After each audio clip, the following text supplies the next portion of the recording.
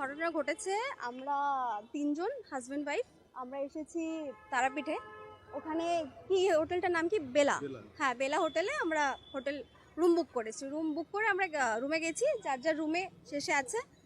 আমরা ফ্রেশ হয়ে চান টান করে যখন আমরা ফ্রেশ হয়ে খেতে যাবো, বাইরে বেরোবো, তা আমরা আগে গেছি। তখন আমার যে ফ্রেন্ড, যার সঙ্গে যে ঘটনাটা ঘটেছে, ও চান করছিল।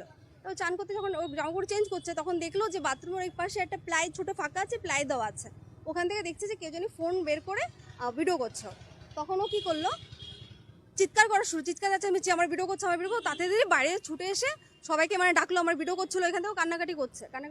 আমার হাজব্যান্ড বা সবাই ওরা বাইরে, ওর হাজব্যান্ড, আমার যে আরও আমরা তিনজন এসেছি, সবাই এসে বাইরে, আর হোটেলে যারা যারা আছে বাইরে দৌড়িয়ে এসে, হোটেলের মালিকও বাইরে দৌড়িয়ে এসছে। এসে পাশ থেকে ভেবেছে জানলা থেকে হয়তো কেউ ভিডিও করছে। হ্যাঁ, ওরা কেড়ে ভিডিও করছে, এসব বলছে।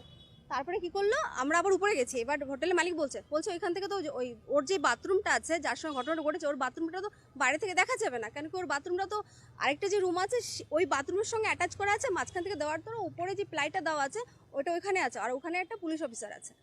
ঠিক আছে, একটা পুলিশ অফিসার। তখন আমরা দরজা নক করলাম, খোলার পর উনি খেতে বসে আছে, খাচ্ছে। সবাই বাইরে, উনি খাচ্ছে ভিতরে।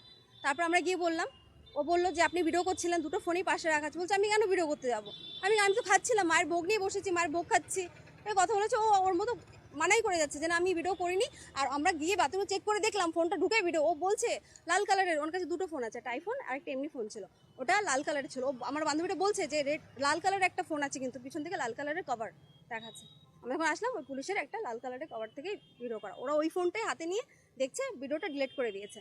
পরে ওরা কোনো একটা অপশানে গিয়ে সেভ হয়ে যায়, ভিডিওটা ডিলিট করলে কোনো একটা অপশানে গিয়ে সেভ হয়ে যায়।